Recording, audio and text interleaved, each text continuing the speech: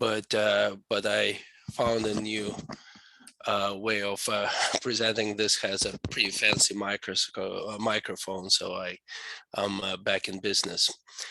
So you guys can all see that first slide about June overprints. All Yes. good. Okay, perfect. So I I've promised Audrey's for a couple of years now, since we started these Zoom meetings, that at some point I'm gonna break down and start talking about World War II occupation issues, and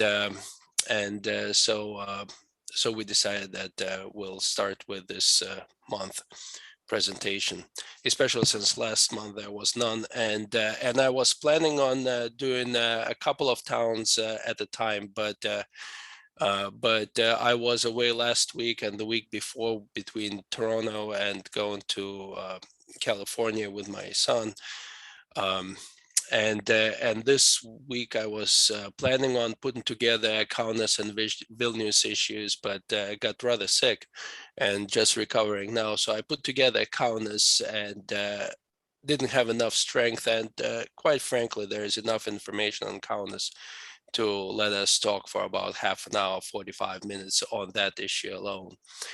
But with all that said, we all know what the June overprints are.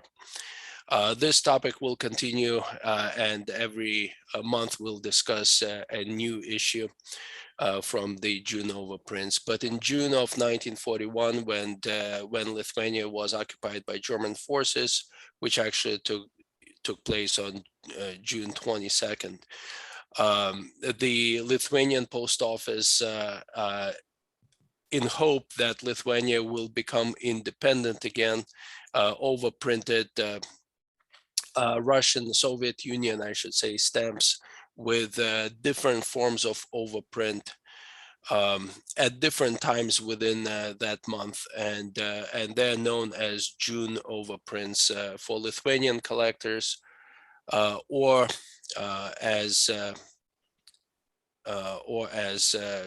just German occupation during World War II, if you look in the Michel. The overprints were in use up until the end of August, and as of September 1st, technically they were withdrawn from use, and German authorities would only allow for the German stamps to be used. And of course, I believe sometime in November of 1941, the Oslan overprint came to life, and that's when the Oslan overprint stamps were mostly in use in the occupied territories, including Lithuania. So I have to say that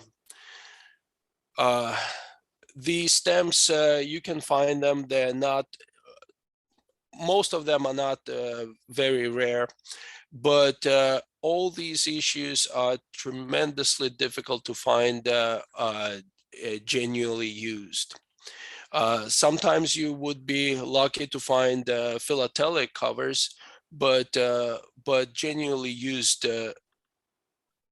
overprinted stamps on covers are exceedingly rare for multiple reasons. It was not the time when people weren't necessarily thinking about stamps and collecting or writing letters. It was a time of war, especially beginning of war, a lot of things happening.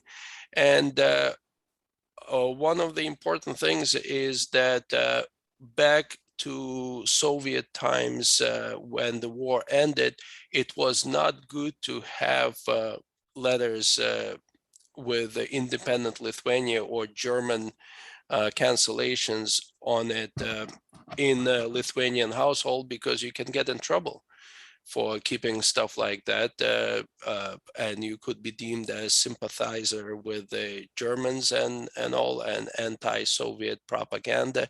And a lot of people destroyed all the remaining envelopes or covers with these stamps. They were not kept. In any way, it makes it more difficult to collect this area. Nevertheless, we'll go on and start with the Kaunas issue. So on June 23rd, literally a day after the occupation, German forces came into Lithuania. The Soviet Union stamps, a set of Soviet Union stamps, was overprinted at the government printing establishment Spindelis in Kaunas. The overprinting process was relatively simple. The full sheets of 100 stamps were overprinted in one large cliche of 100 individual overprint plates, and because they're all individual plates, slight overprint varieties could be noted between one plate to another plate, but they're minimal, and we're not going into a scope of plating for this presentation purposes. We'll go over only main and more major errors and varieties. But this is what the full sheet of 5 kopeek stamp looks like. And this is the entire set. It was a set of 9 stamps with 3 smaller denominations and 1 80 kopeek or large stamp overprinted. And on the slide you can see the quantity of stamps printed and placed on sale. These numbers I have to rely on Antanas, because I took them right out of his catalog, which we both wrote that chapter, but I don't remember anymore where I would have gotten these numbers, but out of some journals, but I just copied them for the purposes of this presentation out of the catalog.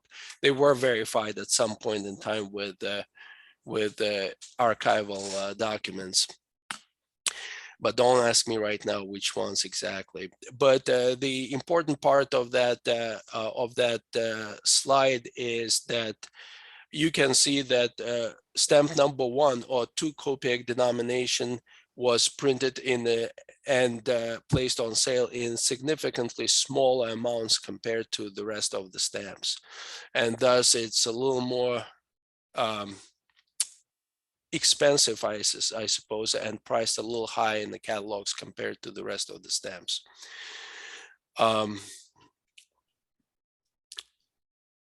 This is the highest denomination Mayakovsky stamp, which is 80 kopeek. And to my knowledge, this is the only full sheet of the overprinted stamp that I've seen. And again, you can go through little tiny plate varieties, and there are a few, but they're not listed in any catalogs, and I don't necessarily think they're worth listing. Although I'm sure there are people who do plating, and they'd love to put this sheet together. The more major varieties are inverted overprints that did take place, and these are the 4 known inverted overprints. They exist on the 15 kopeek, 20, 30, and 50 kopeek denominations only. There are varieties, and you will see other stamps overprinted, including inverted overprinted, and usually they turn out to be forgeries. Another variety of the overprint is the offset overprint on the reverse side.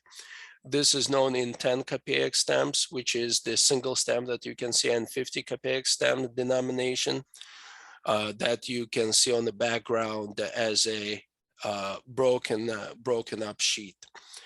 You can also find them as individual stamps as well. This broken down sheath with offset overprint in 50 kopeek is the scan is courtesy of Vigintis, by the way. Thank you. I have only a couple of these in my collection, but this is a nice multiple. By the way, when I list the stamps, I refer to Antanas Jankauskas catalog, and sometimes I mention Michael, but I go predominantly by Antanas catalog just because I think it lists significantly more varieties than Michael does. And most of us have Antanas's catalog, so we know what we're talking about.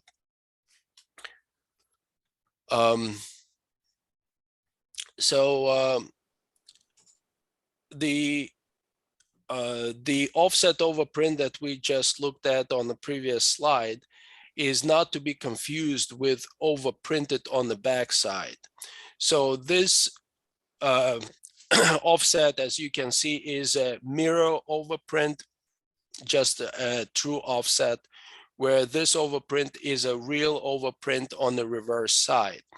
And the Mayakovsky stamp is well known to have the dual overprint, one on the front side and one on the back side.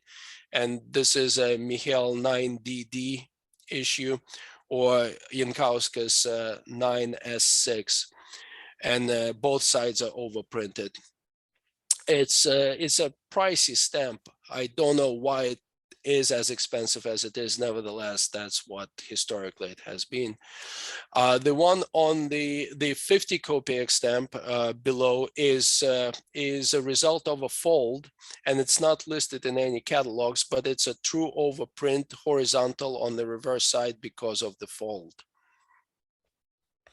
And this is not common at all. As a matter of fact, this is the only full sheet that I know of such stamp. There could be more, but this is in my collection, and it's quite an interesting variant. In this particular instance, there are 11 stamps that have a overprint on the back of on the gum side. It is not listed in catalog. It'll probably be listed in the new version of Antanas's catalog in a couple of years when it eventually comes out. And to my knowledge, only one sheet exists, but there could be more. So as you can see on this slide, there are lots and lots of different overprint shifts. There are vertical shifts, there are horizontal shifts, there are diagonal overprints, there are misplaced overprints, there are stamps that are overprinted right next to the stamps that are not overprinted, and all. And they all are sold at a premium. When you go to auction houses or eBay, you can find these items readily, or they can be found in multitude of collections. They're not very rare, and we don't list them as any specific varieties. We just mention to them as shifted overprint. They're definitely collectible. Now, this is a little different. This is more of the varieties. So overprinted stamp with the blank label to the left is a 60 kopeek denomination. It is listed in Antanas's catalog, and the same side label exists in a 2 kopeek denomination. So Jankauskas 1S3 and 8S3 would be the numbers. And as you can see on this picture, there is this side side label. Double overprint with one shifted on the front of the stamp in 80 kopeek denomination is Antanas Jankauskas 9S5. To me, it's a very, very cool mistake and variety of an overprint, the double overprint. And in quite honesty, I have no idea why is it priced in Michael significantly higher compared to a why is it priced significantly lower compared to the double overprint without one overprint on the reverse? Just because the other double overprint must have been one sheet and this must have been one sheet. So there are 100 stamps of each. Why is one significantly pricier than the other one? Hard to tell, but nevertheless, that's the situation. But to me, it's a quite a cool a double overprint. And then, of course, there is the stamp printed on with overprint printed on a thick paper. The thick paper comes from the slight variety of the Soviet Union stamp. Some of those stamps were printed on a thicker paper and some on a thinner paper. And but in terms of the overprint, there is no difference about the overprint itself. Yet it is a listed variety. And this is about it when it comes to the varieties of overprint. There is only one more variety that is listed in Antanas's catalog, and when I wrote that chapter of the catalog, I listed it just because it was listed in Michal at one point, and I have never seen it, and I don't have a picture of it, but it's an overprint without an ink, so just an imprint. And whether it exists or not, I can't tell. It's listed in Michal, it's listed in the catalog, but I've never seen one. And of course, it would be a very difficult thing to spot. It was listed as a 20 kopeek stamp denomination, and it would be very difficult to spot because for all intents and purposes, it's just a mint stamp. It would be very hard to pinpoint that there is an imprint of the overprint without an ink on it. So take it for what it's worth. Whether it exists or not, I can't tell you.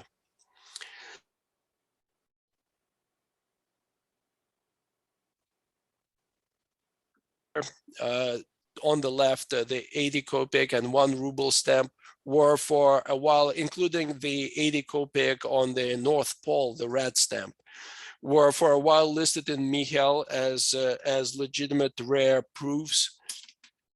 But in reality, they're all forgeries, and these forgeries are relatively common. And on the right, you can see a forgery of the double overprint one reversed.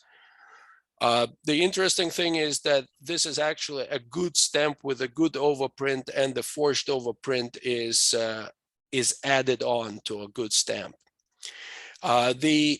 I'll tell you the easy way to tell that this is a forgery is to look at the overprint. The usual overprints are typographic in nature, where the forged overprint is a lithograph.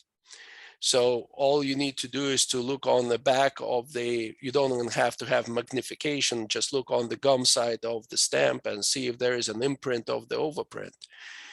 The true overprint should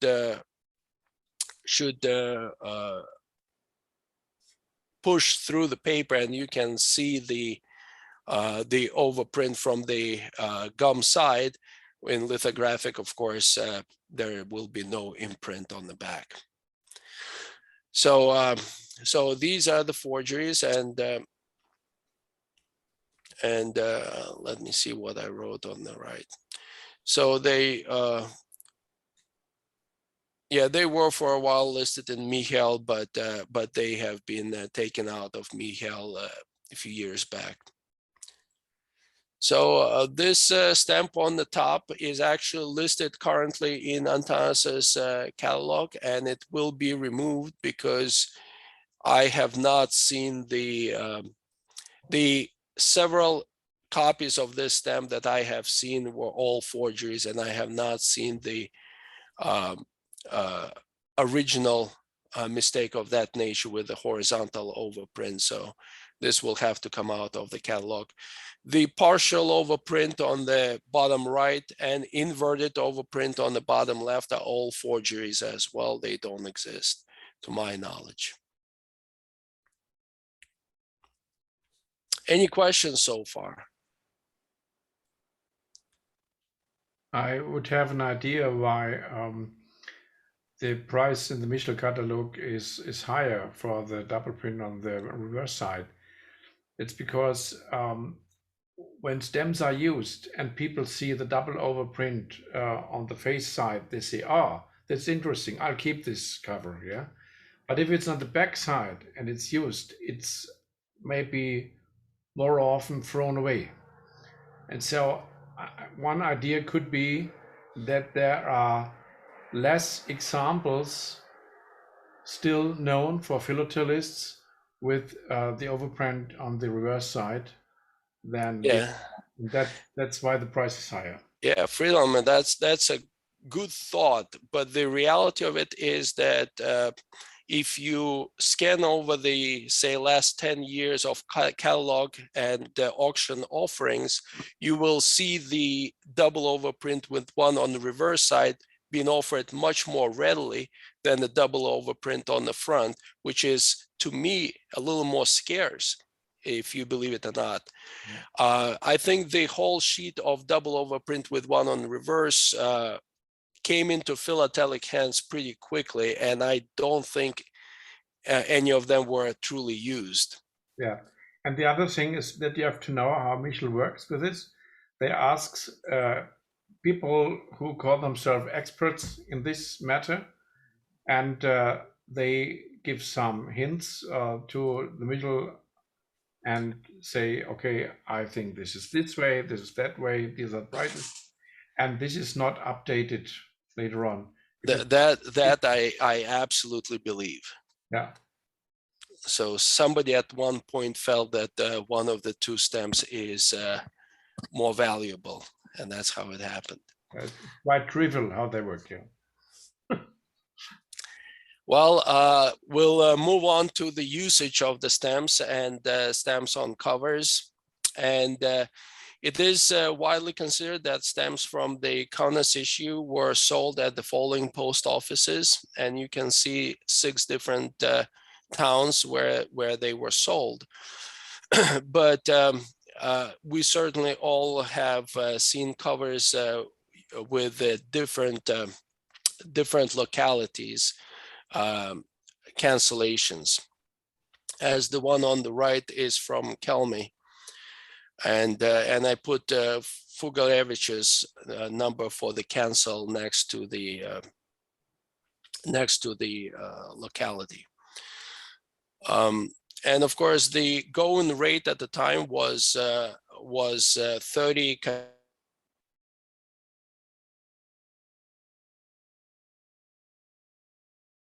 Be 60 kopeek for a registered cover, as this cover here. And this one is also not in my collection. This is from years ago. I got this as a scan from Dr. Daniela's holdings. But appropriate rate of 30 plus 30 for registered cover from Akmeni. Now these covers are a little more common with the 30 kopeek stamp on it, regular cover. These two in my collection, and I was thrilled to, I found them two separately and put them together because one of the stamps, they are both mailed by the same organization. It's a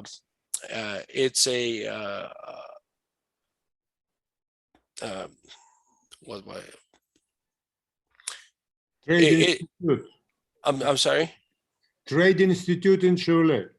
Yes, it's sent by Institute to Kupiskis, and they're real usage covers, but the one on the left has an overprinted stamp and the one on the right has no overprint. Yet the one on the left is dated 26th of July, and the one on the right is dated 17th of August. So the one on the right is later usage, yet no overprint, which I think is a little peculiar. And of course, they are ripped apart, the envelopes, they're very roughly opened because nobody cared they were not philatelic at all. And this is another copy also from Šiauliai, and This is from 25th of August, a little later on. And again, it's an overprinted stamp. And this one is actually, some of us may know this handwriting. This is of Jonas Grigaliūnas, who was a well-known philatelist at the time in Lithuania. So here's another cover from Šiauliai, and this is from Vygintas, and this is a cover to Telšiai, and this is a correct rate from August 6th. And so here are the four different,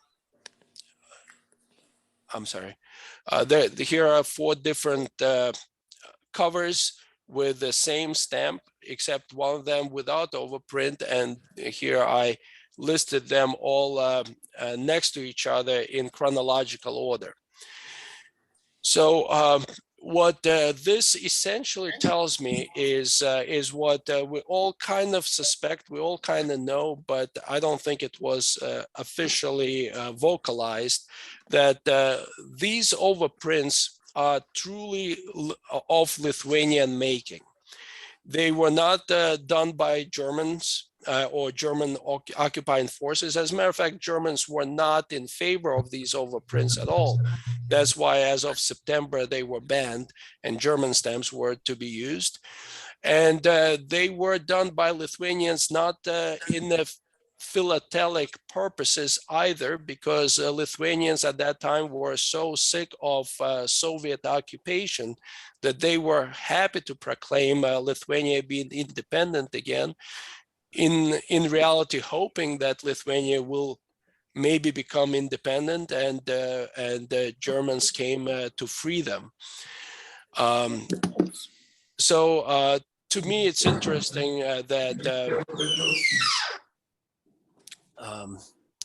to me, yeah, there are some noises coming in. I don't know if you can hear those.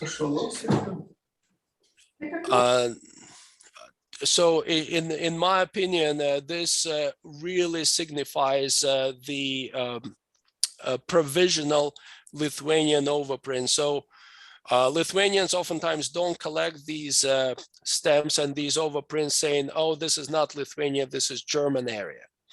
And Russians don't collect it because they say, oh, this is not Russian, this is Lithuanian. And Germans collect it as if it's German occupation, but in reality, it is truly Lithuanian issues, in my opinion. They were issued provisionals. They were used as such under local governmentship and not officially approved, but kind of okayed for the time being by German administration. So I think these are Lithuanian provisionals in all aspects of it, and that's my opinion, and I stick to it. But let's move on.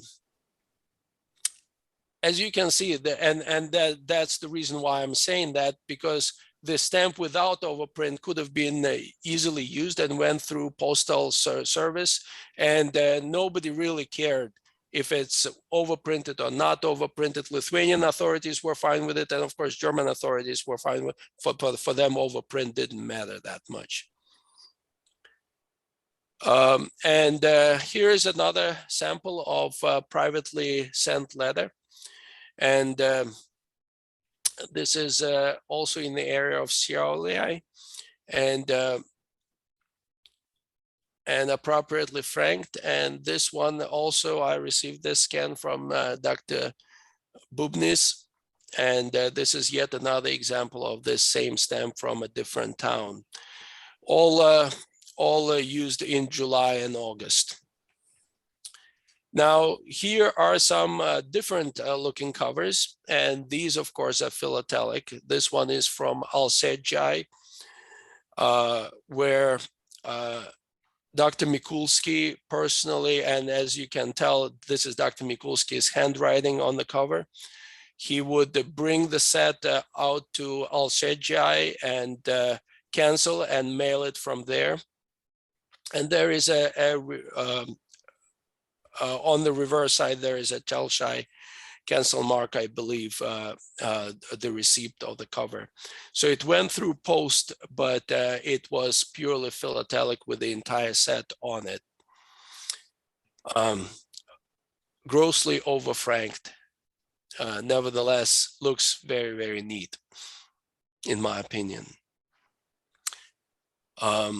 Here are some similar covers from Vilnius and also philatelic, and from two different dates, from from August 5th and August 7th,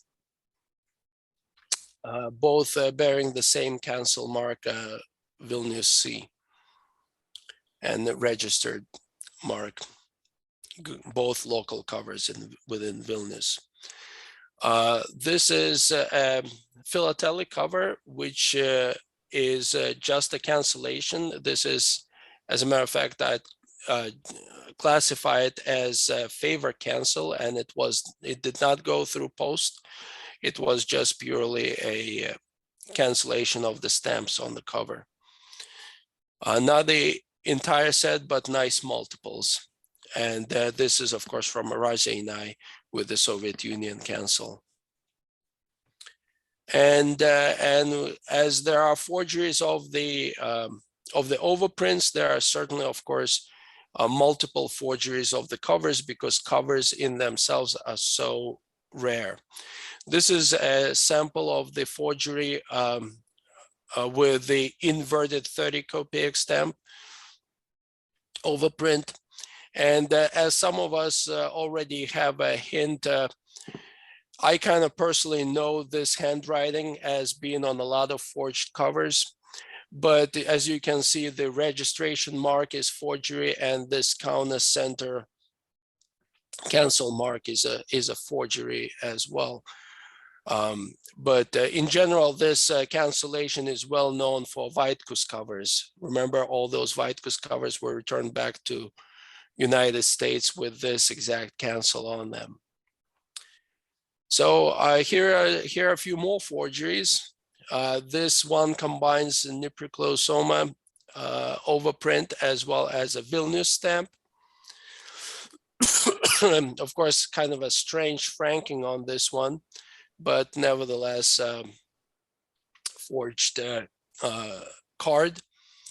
And here is another forgery, which is actually a pretty cool looking one, in my opinion. It has 60 kopeek franking on it, which is 30 for the cover, and going from Vilnius to Kaunas, and 30 additional kopeek for registration.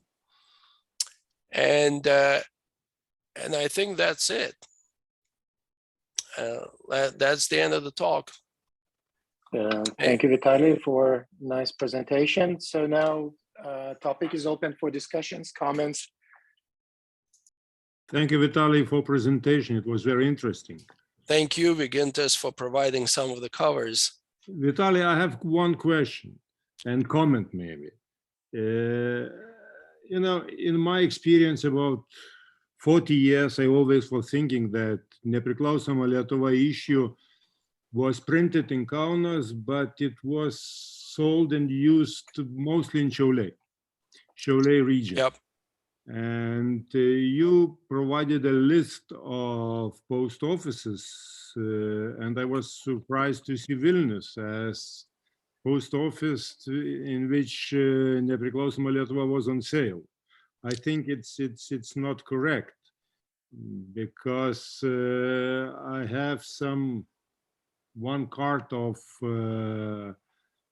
philatelist who was 16, 15 at that age, and he sent to another philatelist in Vilnius asking him to put Nepriklausoma Lietuva and send back to Kaunas, which provides that there was not on sale in Vilnius Nepriklausoma Lietuva. Okay, all right, very good.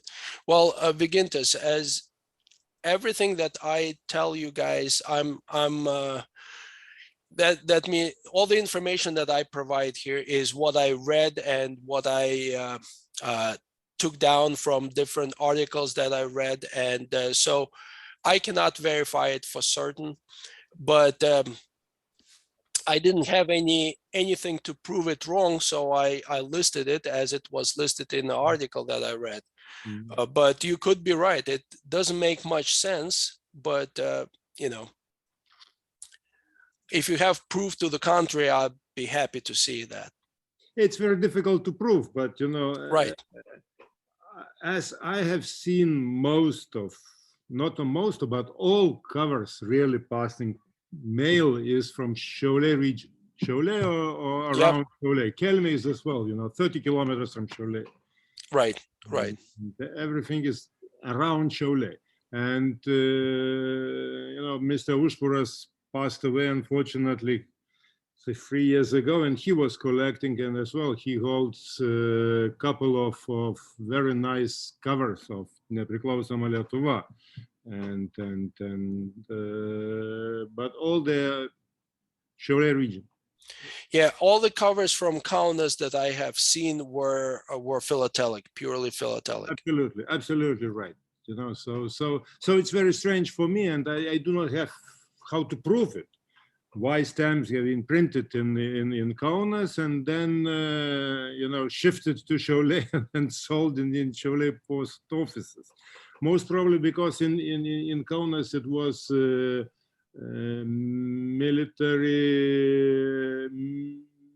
military forces, you know, located, and they do not allow to use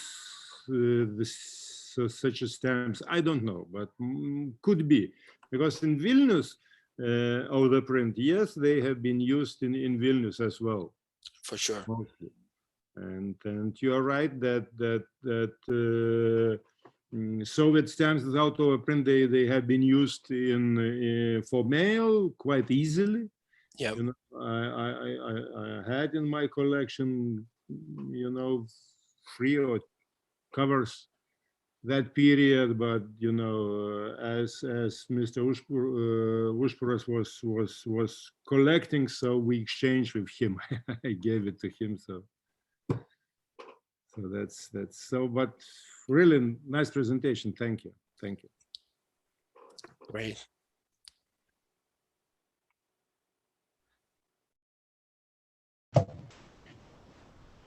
Any more comments? I just want to make sure, guys, I want you to understand that I am very, very eager to hear your comments. And Vygintas always comes up with really, really cool suggestions and helpful comments and all. And I'm learning as much as you are during all this. And I would never say that I know all. As a matter of fact, I know very little about the subject, but I'm open-minded to all your comments and suggestions because I want to learn more. I was just looking what we wrote on our web about this time. And there is one sentence, maybe it's true. It's named, the archives of the Lithuanian National Postal Service have not been yet analyzed, so that detailed information on the postal characteristics within the general district is largely lacking. So this could be a task for going on research, that someone has access to Lithuanian postal archives. Yeah. I have been in Lithuanian postal archives many times and analyzed. There is no material on 41. Maybe the material, everything related with Second World War and Soviet occupation are in other archives. Okay. But in file related with Lithuanian post, there is no any material. Everything, you know, is closed in 1940. Okay. From one hand, from another hand, Lithuanian post archives, unfortunately, they lack as well information of the period 1929 year, because according to regulation, you know, all material which holds more than 10 years had to be destroyed. And being in service, Mr. Stroga, who forged number of stamps, he used that regulation and destroyed a lot of post material. So you know, you can find a lot of material starting from 34 as well. It is very interesting correspondence, one small agency, and telegrams or orders from post administration. It's a lot of telegrams and orders about Zeppelin flights, you know, and so on. But in general, it's very difficult. There is it's Mr. Vainora. You know, I looked through those archives and I found Mr. Vainora, you know, name, my name, and Julia Narmonte name, probably. Maybe one person in addition who looked in those archives, but they all are analyzed, you know, what in other files related maybe with occupation, maybe with genocide, or could be material as well, but those are not passed and not looked by philatelists so far. Okay, thank you. I have found in my private archive an article from 1942 from a German journal. Like this, it's called Sammlerwoche, and the 1942. It's World War II, and it is overlined Die baltischen Lokalausgaben 1941, the Baltic local issues 1941. And they are listing and short articles about these occupying, this is occupied issues. And for Kaunas, in German called Kauen, he noticed this should printed 11,000 complete Sätze. Part? Sets. Sets, yeah, okay. Half of them planned for selling in Kaunas and Vilnius.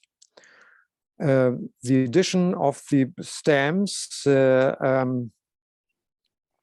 was the German military boards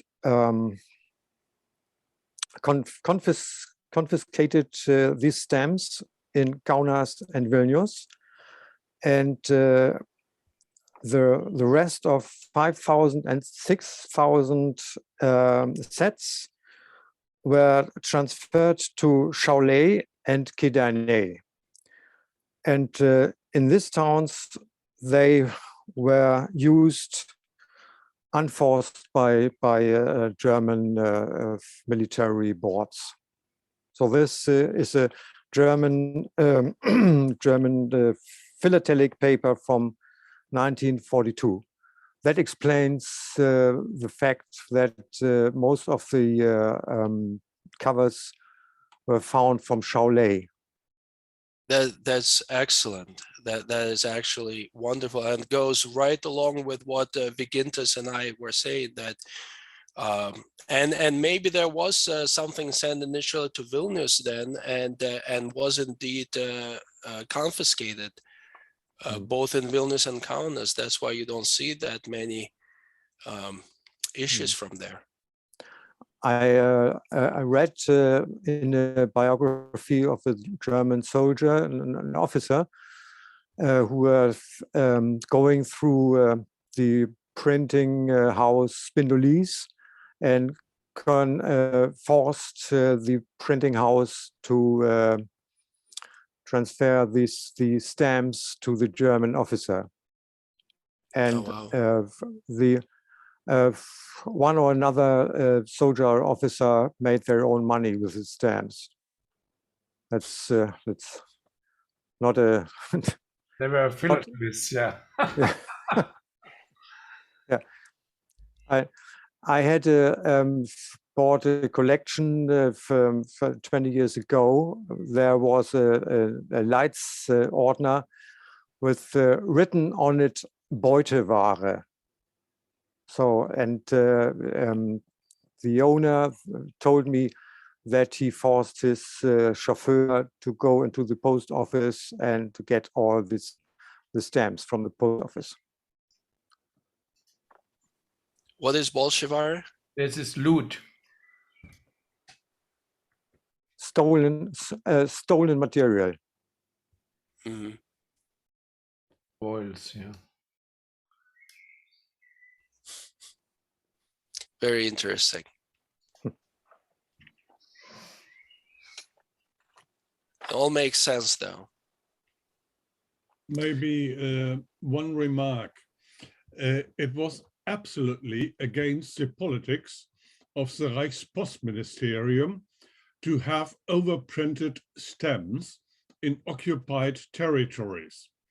And it was a constant fight against the locals, local military authorities and others, not to overprint stamps in the occupied territories. For example, in my former field, occupied Channel Islands, they also wanted to overprint the British definitives, and this was strictly forbidden by the Reichspostministerium and the higher authorities of the military in Paris. And because of that, all the, proof printings had to be destroyed, of course, with some exceptions. Yeah. And of course, the German authorities would never allow the word freed Lithuania or independent Lithuania, because there was never an intention to have Lithuania as an independent state. And for that to be printed on the stamp, it was clearly a Lithuanian initiative. Well, that's typical for war periods. The first days of war, all the normal authorities are taken away, and, well, how do you call it? The new authorities did what they want until a regular authority was established again, and at once everything was stopped. If you are looking to my second former collection, Independent Croatia in 41, the first months of 41, when Croatia became independent, many strange things appeared on the market. There were overprints authorized in hyphen by local authorities, but strange enough, the issue never was used in that town where it was issued, but in a town about 50 kilometers away. That's the same thing that happened when Yugoslavia was departed. I got bogus material on registered cover addressed to my address, and indeed it arrived, because in those days nobody knew which stamp was legal or not legal. Yeah, for sure. Martin, Michael, it's so good to have you guys on a Zoom like this, because you have a slightly different perspective that we don't have, the German perspective from German archives and German literature that we don't necessarily have access to. It's so wonderful to have you guys and you sharing all this information. Thank you. Vitaly, I must say, it was you that made me attending this meeting, because without you, I didn't know about it. I think it's actually Wilhelm's. We all should thank him, because he was the one trying to organize all this and to join our societies together, which is a wonderful cooperation. Yeah, we will see how this works. Yeah, but you see, our group concentrates on all the Baltic states, and you guys just concentrate on Lithuania, which is interesting and complex enough, as I see. Yeah. So we unfortunately do not have contact to Latvian groups. The Estonian groups in Estonia are quite active, but from Latvia we don't hear nothing. Yeah, so there we don't have contact to any collectors group there to get information about Latvian philately.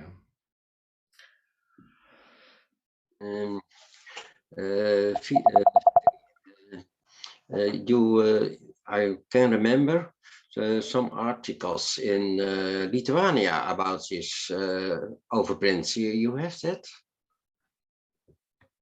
You know? I don't know if you're asking me, Jan, but I do. I've read what I could find from Lithuanian articles published by Antanas back in Phillit, and as well as articles published in the United States in Lithuanian Philatelic Society journals. I know at some point Dr. Daniela wrote a few articles about German occupation, but yeah. Dr. Klein, I mean, I have written some articles in the magazine Lithuania, is the name. It's a former issue of the German society. Right.